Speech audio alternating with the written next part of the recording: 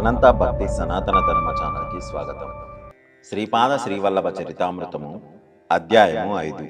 ఈ 5వ అధ్యాయం పారాయణం చేయడం వలన లేదా వినడం వలన దేవతా మొక్కులను తీర్చుకునుట వలన కలుగు దోషముల నుండి విముక్తిని, విఘ్నములను పోగొట్టుకొనుటకును ఈ అధ్యాయము వినవలను లేదా పారాయణం చేయవలను. ఓం శ్రీపాదరాజం శరణం ప్రపద్యే. శ్రీపాదుని అనుగ్రహంతో శంకరభట్టునకు శనిపీడ నివారణ. నేను నా ప్రవాసములో పరమ పవిత్రమైన తిరుపతి మహాక్షేత్రమునకు వచ్చి తిని నా మనసులో ఏదో తెలియరాని శాంతి అనుభవంలోనికి వచ్చినది. తిరుమల మహాక్షేత్రంలోని పుష్కరిణిలో స్నానము చేసి శ్రీ వెంకటేశ్వరుణ్ణి దర్శించుకొని ఆలయ ప్రాంగమునందు ధ్యానస్థుడనైతిని. ధ్యానములో శ్రీ వెంకటేశ్వరుణ్ణి శ్రీమూర్తిగా కనుగొంటిని. బాలా త్రిపుర సుందరిగా తోచిన ఆ మూర్తి కొద్ది క్షణములలో పరమేశ్వర రూపముగా మారినది. మరికొద్ది సేపటికి మహావిష్ణు రూపంగా మారినది. ధ్యానము మరికొంతసేపైన తర్వాత ఆ మూర్తి 16 వర్షముల వయసు కలిగిన మహాసుందరాకారుడైన బాలయతిగా దర్శనమిచ్చెను. ఆ బాలయతి దృష్టి అమృత దృష్టి అని తోచినది. నేత్రద్వయము నుండి కోటి తల్లుల వాత్సల్యానురాగములు వెదజల్లబడుచుండెను. ఇంతలో ఆ బాలయతి దగ్గరకు నల్లని వర్ణము గల వికృత స్వరూపుడొకడు అరుదెంచెను. ఆ వికృత స్వరూపుడు బాలయతితో, శ్రీపాద శ్రీవల్లభ ప్రభు, మీరు జగన్నియంతలు. మీ భక్తుడైన శంకరభట్టునకు నేటి నుండి ఏలిన నాటి శని ప్రారంభము కానున్నది. లోకములో ఎన్ని రకముల ఇక్కట్లున్నవో అన్నింటినీ వానిచే అనుభవింపజేసేదను. ప్రభువుల ఆజ్ఞకై నిలిచియున్నాను అని పలికెను. కరుణాంతరంగుడైన ప్రభువు, ఓయి శనేశ్వర, నీవు కర్మకారకుడవు. జీవులను కర్మ ఫలితములను అనుభవింపజేయుచు వారిని కర్మ విముక్తులను చేయుచున్నావు. నీవు నీ ధర్మమును బట్టి నడుచుకునుము. ఆశ్రిత భక్తజన రక్షణ నా ప్రతిజ్ఞ. కనుక నీవు శంకరభట్టుకు కలిగించు ఇబ్బందుల నుండి నేను వానిని ఏ విధంగా ఆదుకొని ఎట్లు విడుదల చేసేదనో నీవే చూతువు కాక అనెను. శ్రీపాదులు శనిశ్చరులు ఈ రకంగా సంభాషించుకున్న తదుపరి ఇద్దరును నా ధ్యానము నుండి తొలగిపోయిరి. తరువాత భగవన్మూర్తిని ధ్యానించుట దుస్తరమాయను. నాకు కష్టకాలము సంప్రాప్తమైనదనియు శ్రీపాదులు నన్ను కష్టముల నుండి దరిచేర్చుదరనియు తోచెను. నేను తిరుమల నుండి తిరుపతికి వచ్చి తిని తిరుపతి వీధులలో ఇచ్చవచ్చిన రీతిన పోవుచుంటిని. మనసు చంచలంగా ఉన్నది. ఒక క్షురకుడు నన్ను బలవంతముగా ఆపుచేసి, నీవు 20 సంవత్సరముల క్రితము ఇంటి నుంచి పలాయనము చిత్తగించిన సుబ్బయ్యవు కదా, నీ తల్లిదండ్రులు బెంగపడి ఉన్నారు. నీ భార్య రజస్వరాలైనది, ఆమె ఈడేరినది కనుక నీవు ఆమెను ఏలుకొని పిల్లాపాపలతో సుఖముగా ఉండవలసినది అని గర్జించి మాట్లాడినాడు. అంతట నేను, అయ్యా, నేను శంకరభట్టు అను కన్నడ దేశ బ్రాహ్మణుడును. బాటసారిని, పుణ్యక్షేత్ర సంచారము చేయుచూ వచ్చుచుంటిని.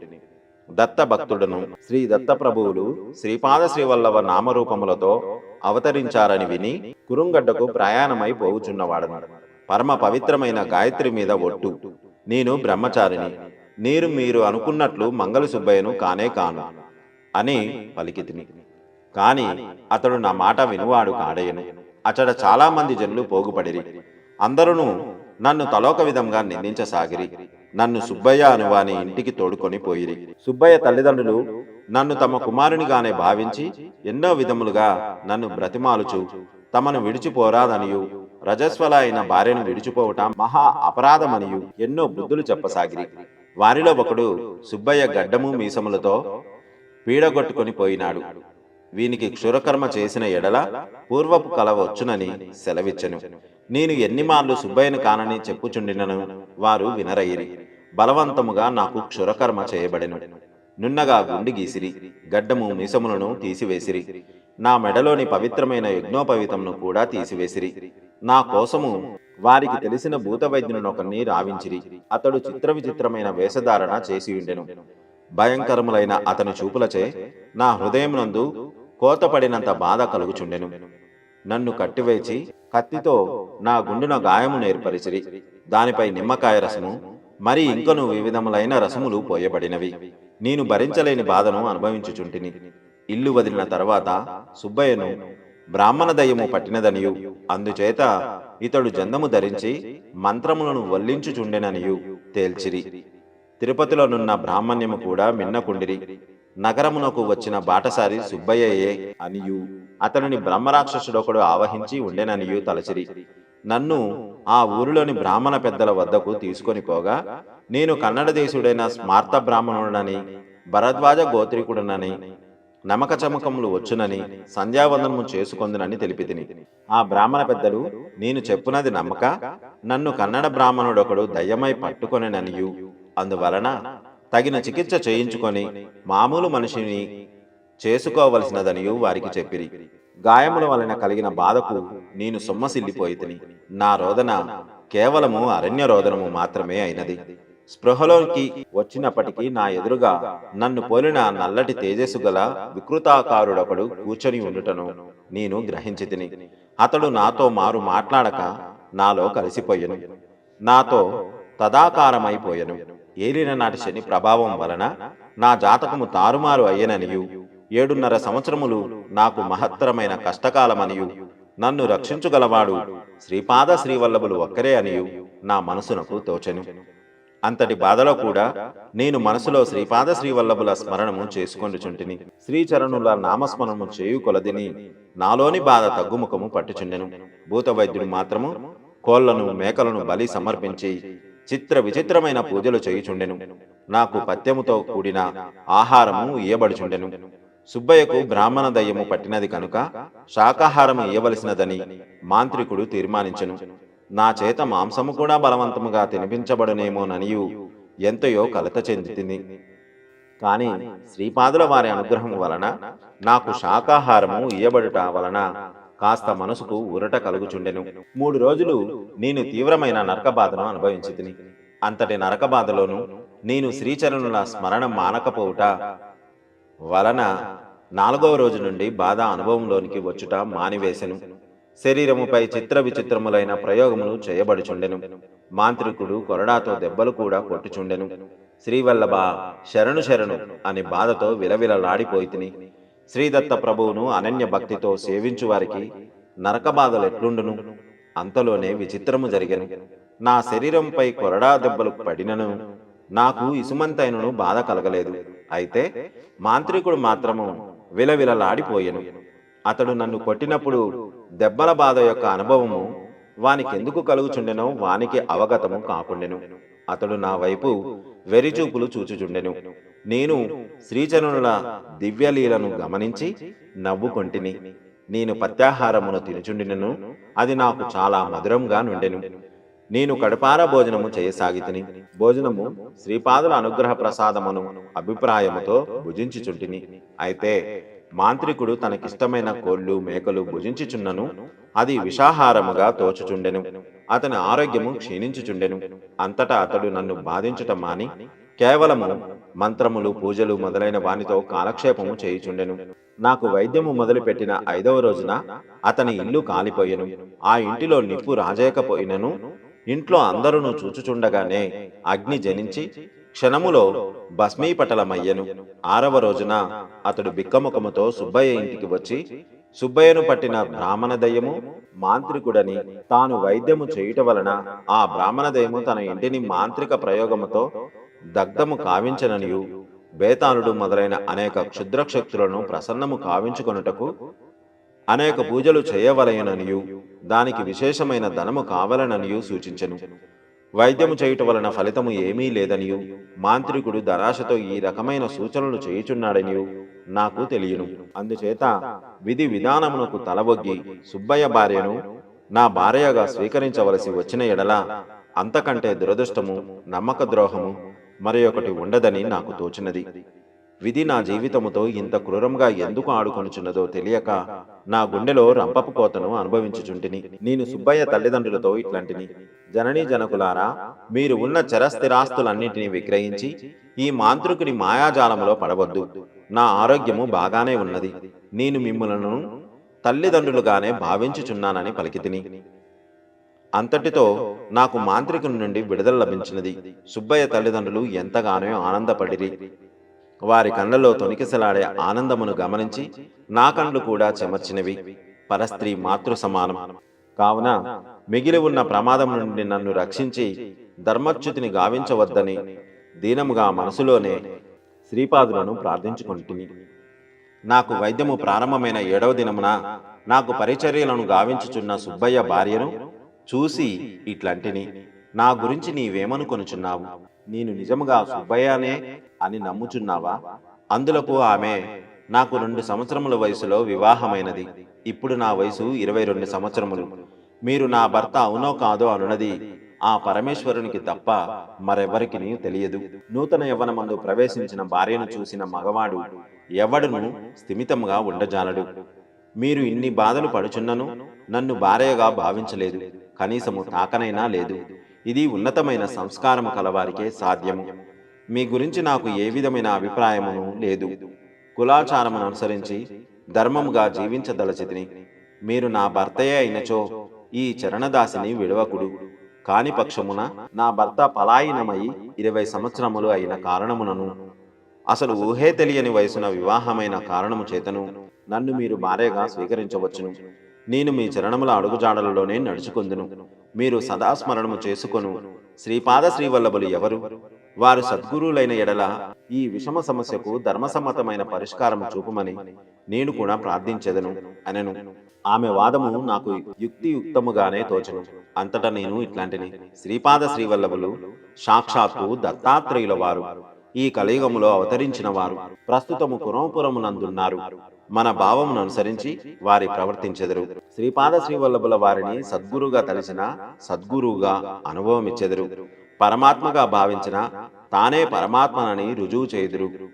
మంచిది, నీవు కూడా శ్రీపాద శ్రీవల్లభ నామమును స్మరింపుము.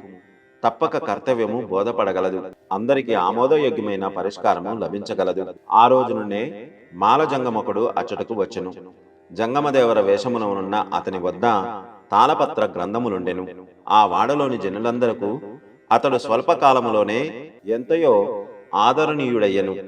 తనను కలిసిన వారందరికీ అతడు భూత భవిష్యత్ వర్తమానములను అద్భుతముగా చెప్పుచుండెను. అతని వద్దనున్న తాళపత్ర గ్రంథములు నాడీ గ్రంథములనియు, దానిని రమణ శాస్త్రమని అందురనియు, దానిలోని విషయములు తూచా తప్పకుండా జరగగలవనియు చెప్పుచుండెను. సుబ్బయ్య జననీ జనకుల అభ్యర్థన మేరకు అతడు వారి ఇంటికి కూడా వచ్చెను. అతడు నా చేతికి కొన్ని గవ్వలనిచ్చి వేయమనెను. ఏవేవో గణితములు వేసి తన తాళపత్ర గ్రంథముల నుండి ఒక పత్రమును తీసి ఇట్లు చదివెను. ప్రశ్న వేసినవాడు శంకరభట్టు అను కన్నడ బ్రాహ్మణుడు. దత్తావతారులైన శ్రీపాద శ్రీవల్లభుల చరిత్రను ఇతడు లిఖించును. పూర్వజన్మమున ఇతడును మరి ఒకడును కందుకూరు అను పట్టణమునకు అనతి దూరమునందున్న మొగలిచెర్ల అను గ్రామమునందు జనించిరి. దూత క్రీడయందు విశేష అనురక్తులైరి. ఆ గ్రామమునందు ప్రసిద్ధమైన స్వయంభు దత్త దేవాలయం ఉన్నది. ఇతడు దత్త దేవాలయ పూజారికి సోదరుడిగా జన్మించెను. అన్నగాలు లేని సమయములయందు అతడు పూజాధికములను నిర్వర్తించుచుండెను. దత్త దేవాలయ ప్రాంగమునందు తన మిత్రునితో కలిసి ఇతడు ద్యూత క్రీడలో నిమగ్నుడై ఉండేవాడు. ఇది ఎంతయో అపచారమైన విషయము. తన మిత్రునితో ఒకనాడు జూదములో విచిత్రమైన నిబంధనలతో జూదమాడెను. తన మిత్రుడు నెగ్గిన ఎడల ఇతడు ద్యూతమునందు వడ్డిన ధనమియ్యవలెను. తాను జూదమునందు నెగ్గిన ఎడల తన మిత్రుని భార్యను ఇతనికి దారాదత్తము చేయవరయను.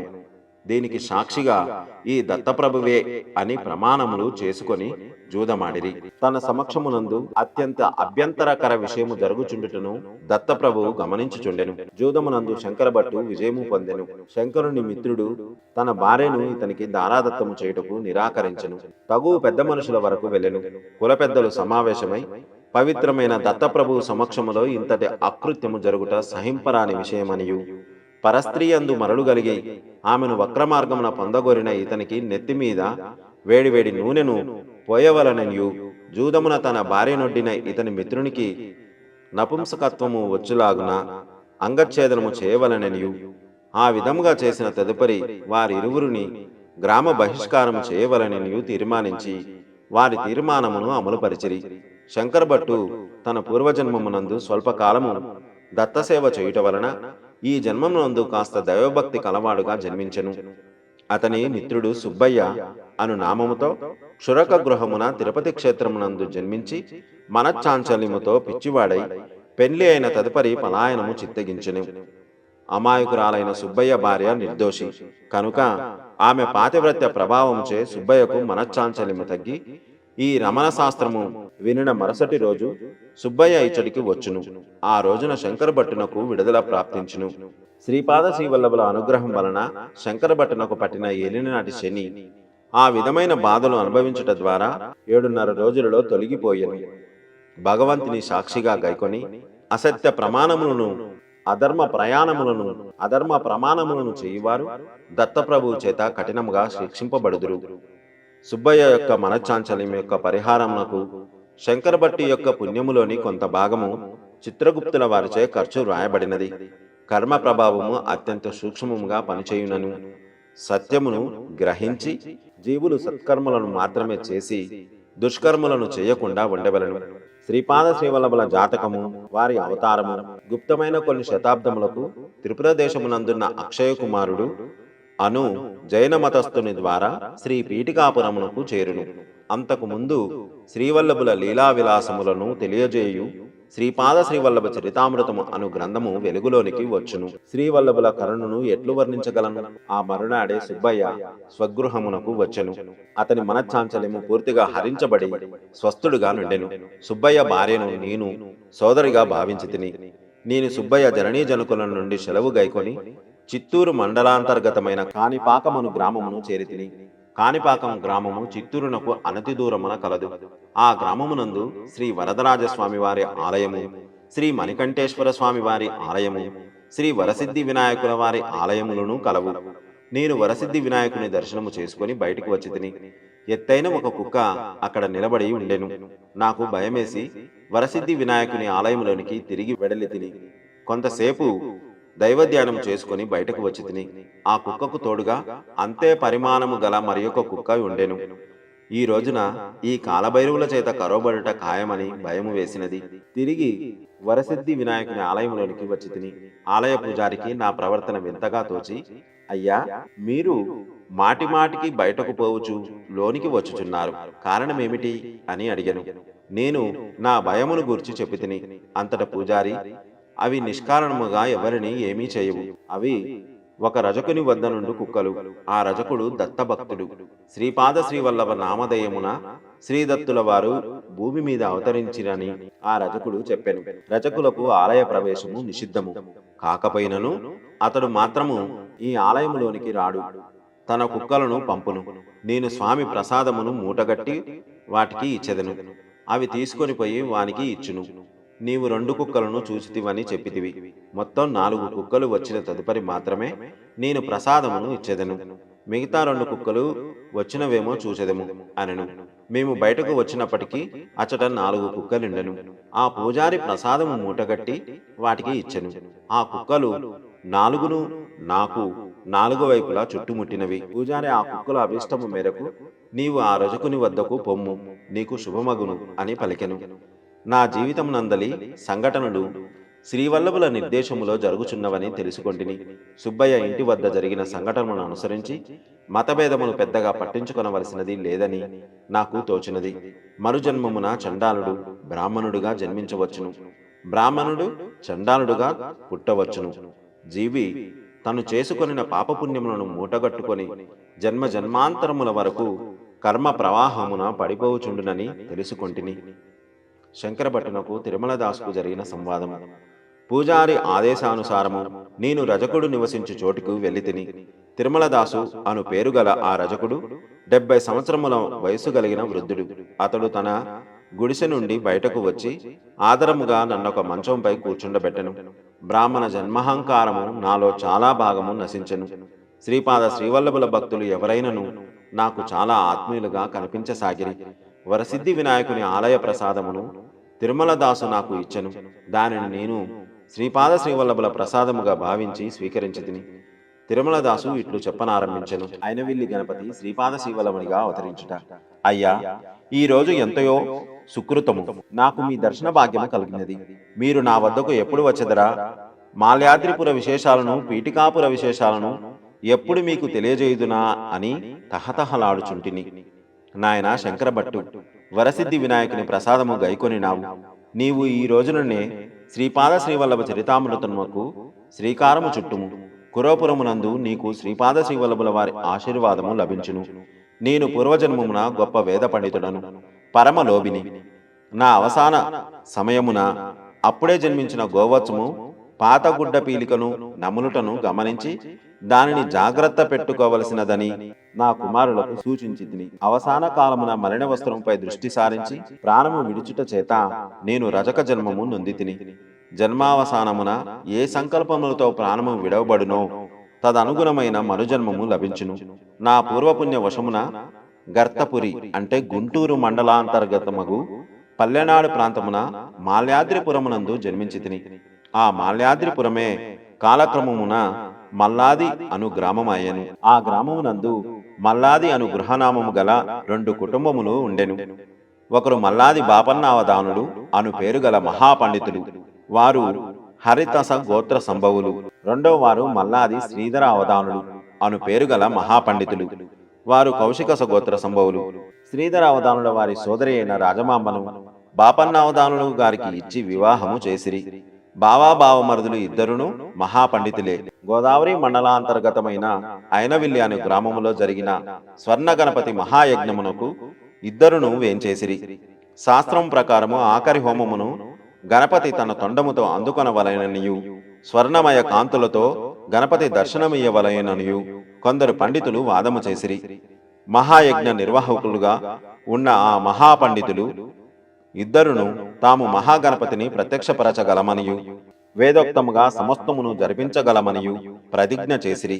యజ్ఞాంతమున స్వర్ణమయ కాంతులతో గణపతి దర్శనమిచ్చి ఆఖరి ఆహుతిని తన తొండముతో స్వీకరించి అనతి కాలములోనే వారు గణేశ చతుర్థి నాడు సర్వకళలతో శ్రీపాద శ్రీవల్లభ రూపమున అవతరించదనని ఆనతినిచ్చిరి. యజ్ఞమునకు హాజరైన వారందరూ ఆశ్చర్యచకితులైరి. ఆ సభలో 3 నాస్తికులుండిరి. వారు కనిపించినదంతయును ఇంద్రజాలమో మహేంద్రజాలమో గాని గణపతి మాత్రము కాదు. అట్లయినా మరి ఒక పర్యాయము నిదర్శనమియ్యవలయునని వాదించిరి. కానీపుర వినాయకుని మహిమ. అప్పుడు హోమగుండమునందలి విభూతి మానవాకారము ధరించినది. తదుపరి అది మహాగణపతిగా రూపొందినది. ఆ మహాగణపతి రూపము మూర్ఖులారా, త్రిపురాసురుని వధించు సమయమునందు శివుడును బలిచక్రవర్తిని నిగ్రహించుటకు పూర్వము విష్ణుమూర్తియును శివుని యొక్క ఆత్మలింగమును కొనిపోవుచున్న రావణుని నిరోధించుటకు విష్ణుమూర్తియును మహిషాసురుని వధించు సమయమున పార్వతీదేవియును భూభారమును వహించుటకు ముందు ఆదిశేషువును సమస్త సిద్ధులు సిద్ధించుటకు సిద్ధమునులను ప్రపంచమును జయించు నిమిత్తము మన్మధుడును ఇదే విధముగా సమస్త దేవతలను నన్ను ఆరాధించియే అభీష్టములను పొందిరి. సమస్త శక్తులకు నిలయుడను నేనే. నేను సర్వశక్తిమంతుడను. దైవీ శక్తులు రాక్షస శక్తులు కూడా నాయందే ఉన్నవి. అన్ని విఘ్నములకు కర్తను నేనే. అన్ని విఘ్నములను హరించువాడను కూడా నేనే. దత్తాత్రేయుడనగా ఎవరనుకొంటిరి? హరిహర పుత్రుడైన ధర్మశాస్త్రయే. విష్ణు రూపములో బ్రహ్మరుద్రులు విలీనమైన అది దత్తరూపము. ధర్మశాస్త్ర రూపములో గణపతి షణ్ముఖులు విలీనమైన అది కూడా దత్తరూపమే. దత్తుడు ఎల్లప్పుడూ త్రిమూర్త్యాత్మకుడని తెలియుడు. శ్రీపాద శ్రీవల్లభ రూపమునందు మహాగణపతి ఉన్నాడనుటకు నిదర్శనముగా శ్రీపాద శ్రీవల్లభుడు గణేశ చతుర్థి నాడు అవతరించిరి. సుబ్రహ్మణ్య తత్వము వలన వారిది కేవలము జ్ఞానావతారమని తెలియుడు.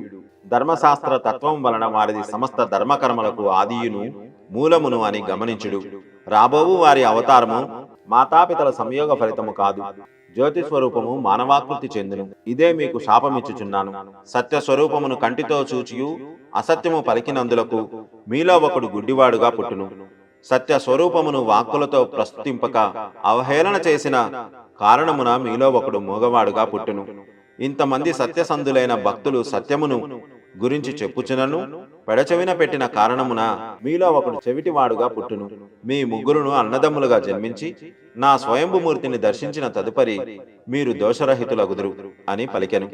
నాయన, వారు ముగ్గురును ఈ కానిపురమున సోదరులుగా జన్మించిరి.